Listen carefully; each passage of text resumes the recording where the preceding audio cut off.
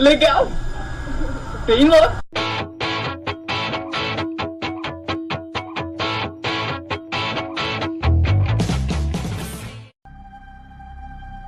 Na Bíblia judaico-cristã, como encontrado no livro do Êxodo, Moisés recebe os 10 mandamentos de Deus após desaparecer no Monte Sinai por um período de 40 dias e 40 noites. Quando o profeta retorna ao seu povo, sua aparência mudou completamente. É muito interessante. Ele ficou perto de Deus por muito tempo. Seu rosto estava brilhando. E ele teve que se cobrir porque tinha mudado. Seu povo tinha medo dele, porque sua fisionomia tinha mudado muito. Basicamente, seu povo o reconhece, mas também vê que ele mudou fisicamente. E isso é muito interessante, porque se você for analisar isso sob a perspectiva bíblica, você vai pensar que esse encontro com Deus é uma coisa boa, é algo fenomenal, mas não que vá ter efeitos físicos. No caso do encontro de Moisés, o que tem é uma coisa física, uma coisa específica, sugerindo que o que aconteceu com ele foi um encontro físico com a divindade. Um ser extraterrestre ao invés de algo divino, como sempre classificamos. Se virmos isso sob o contexto atual das histórias de abdução alienígena, Deus, na verdade, desceu do céu em um tipo de OVNI. Ele foi levado a bordo de um OVNI e retido por 40 dias. E daí voltou. Acho que se olharmos isso sob esse contexto, vamos chegar a algo como uma abdução clássica. Será que o livro de Enoque realmente descreve um evento de abdução? Um evento que aconteceu milhares de anos atrás? Se foi assim, a Bíblia pode conter outros exemplos de encontros de extraterrestres com humanos? E esses incríveis contatos imediatos contêm outros, talvez menos benignos, planos alienígenas. Planos que envolvessem o controle de nosso comportamento e abduções psíquicas por outras dimensões.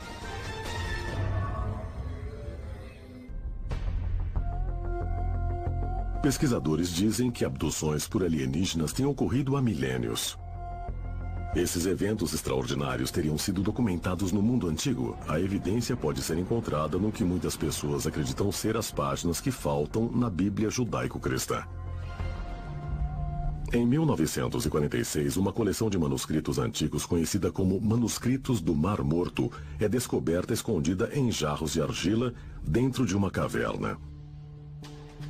Entre os manuscritos está o livro de Enoque, o chamado texto bíblico perdido, no qual o profeta hebreu chamado Enoque descreve em detalhes seus encontros extraordinários com seres de outro mundo. Enoque nos conta sobre guardiões do céu que desceram aqui. Ele não usa o nome nave espacial, mas diz: desceram na terra, vindos do céu. Ele é o único que fala na primeira pessoa. Eu fiz, eu pensei, eu voei, eu tive contato com os chamados guardiões do céu. Enoque foi levado do nosso planeta Terra pelo Senhor em uma carruagem de fogo. Eles não eram anjos, eles não eram deuses, eles eram extraterrestres de carne e osso, que o levaram para um tipo de veículo para, então, escrever o conhecimento do universo, como ele o chama. Nossos ancestrais achavam que tudo o que testemunhavam tinha a ver com magia, quando na realidade isso não era nada mais do que tecnologia mal compreendida. Será que os relatos bíblicos de Enoque e Moisés sugerem um encontro extraterrestre? Onde seres alienígenas trazem mensagens de paz e harmonia para os humanos? De acordo com a Bíblia dos Hebreus, no século 6 a.C., que seres divinos desceram do céu e fizeram contato com Ezequiel. Ezequiel estava no rio Cabur. E ele disse que um grande redemoinho veio na direção dele. Ele o descreveu como fogo se abrindo. E por fora do fogo havia a cor âmbar, que é a palavra hebraica que significa espectro de metal polido. o que faz crer que era metálico e que girava. E aterrissou na frente dele, exatamente na frente dele. E de repente, desse redemoinho, saíram 4 criaturas. Na Bíblia, o profeta Ezequiel chama esses seres espirituais de querubins. E os descreve como tendo 4 rostos, 4 asas e pele brilhante como se fosse bronze polido. Ezequiel diz que ele foi levado ao céu e foi a diferentes lugares onde ele pôde ver diferentes coisas. E daí lhe falaram sobre coisas futuras que iriam acontecer.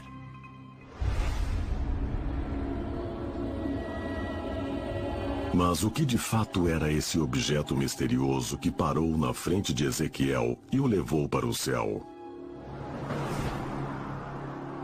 E quem eram os seres estranhos que surgiram e partilharam sua visão do futuro com o profeta?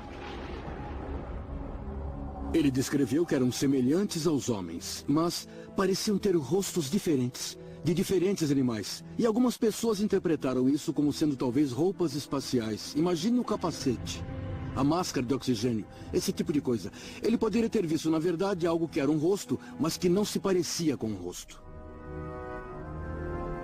Ele deu a melhor descrição de um OVNI que existe na Bíblia, porque ele diz que a coisa parecia uma roda dentro de uma roda, que é a descrição clássica de um disco voador. Basicamente, é o relato de um cara que foi abduzido e a quem disseram algumas coisas e que retornou para o seu lugar de origem. Isso seria o que hoje descrevemos como um relato de abdução. Pode ser que o relato do profeta Ezequiel do seu contato imediato no céu tenha sido alguma coisa a mais. Talvez não envolvesse seres do céu, mas fossem visitantes de outra natureza interplanetária? Se foi assim, o que isso sugeriria sobre outros relatos bíblicos de encontros estranhos similares? No livro de Jonas, tem uma pessoa que foi chamada por Deus para fazer uma missão. Mas ele não quer fazer isso. Ele tenta se afastar do seu destino e Deus intervém. Ele traz uma tempestade, os marinheiros ficam com medo e eles o jogam do navio. E ele é engolido por um grande peixe. Fica na barriga dele por 3 dias e 3 noites e finalmente é cuspido na praia.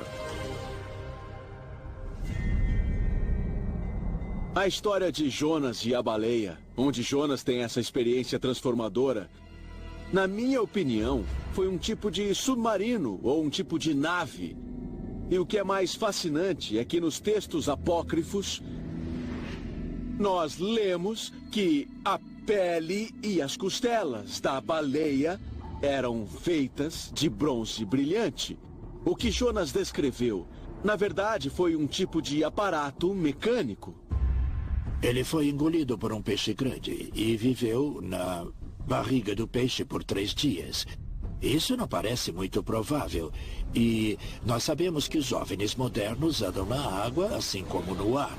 Eles parecem ser capazes de irem aonde quiserem. Então a ideia de que um OVNI possa ter engolido o Jonas ao invés de um peixe faz sentido. As histórias de Ezequiel e de Jonas no Velho Testamento, na verdade, oferecem provas de contatos extraterrestres com técnicas avançadas, mas com entidades inofensivas.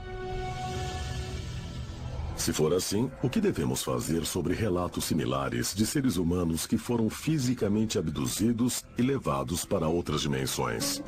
Relatos históricos islâmicos do Hadith dizem que Muhammad, o último grande profeta, foi enviado por Deus para unir as tribos da Península Árabe sob uma única religião, o islamismo.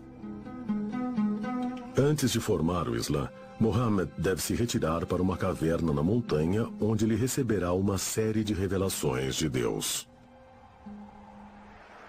Muhammad tiraria um período de tempo a cada ano para refletir e rezar em uma caverna nas montanhas próximas.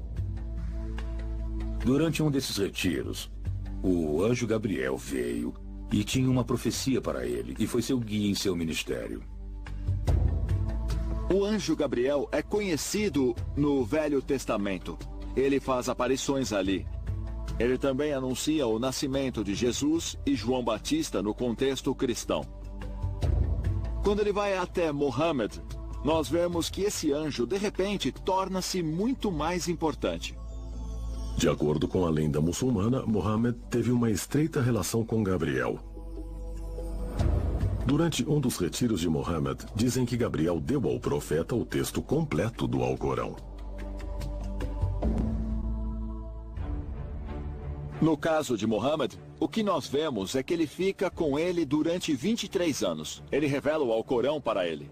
E mais uma vez mostra a você que havia esses mensageiros dos deuses, essas entidades que vinham até nós, seres humanos, e diziam: você foi escolhido. Se quiser nos ouvir e trabalhar conosco, nós vamos lhe dar informações sobre o divino. Agora o anjo diz a Mohammed: eu vou levar você comigo. Eles voam sobre a Terra. Ele vê o planeta todo. Eles circundam a Terra. E daí o anjo traz Mohammed de volta à caverna. Eles circundaram a Terra muito, muito rápido. Provavelmente levou 1 minuto e meio para dar a volta completa na Terra. Os pesquisadores apontam para uma interação em particular entre Gabriel e Mohammed quando o profeta sobrevoa a cidade sagrada de Meca, na direção de Jerusalém. O anjo Gabriel veio a Mohammed com uma criatura, um cavalo alado, o Burak, que era capaz de levá-lo voando até Jerusalém para a chamada mesquita mais distante. E lá ficaram meditando por algum tempo. E daí, após um tempo de visitação, ele foi para o céu e foi capaz de visitar os profetas Abraão e Moisés, Jesus e Yahvé e Alá, e o próprio Deus também. E recebeu informações e inspiração. Daí voltou do céu para Jerusalém. E de lá foi para Meca, completamente inspirado por seus conhecimentos. É dito que ele foi de Meca para Jerusalém em uma única noite. Isso é impossível fisicamente, não pode ser. Ao invés de aceitarmos isso alegoricamente, se tomarmos literalmente, na verdade nós temos as ferramentas e a explicação de como isso teria sido possível. Nós diríamos que ele fez isso com a ajuda do anjo Gabriel. Essa história pode descrever uma abdução física onde Mohammed foi levado para outras dimensões pelo anjo Gabriel, inclusive o céu? Pode ter mais coisas aqui do que um relato mal interpretado? Os teóricos do antigo astronauta dizem que a resposta é sim. E aí, gostou do vídeo? Deixe um like que fortalece muito o canal. Faça um convite a você a visitar o canal Viajante Zero. Há outros vídeos que você pode gostar. E se você gostar, se inscreva. Ative o sininho para notificações de novos vídeos. Muito obrigado pela sua visualização e tchau!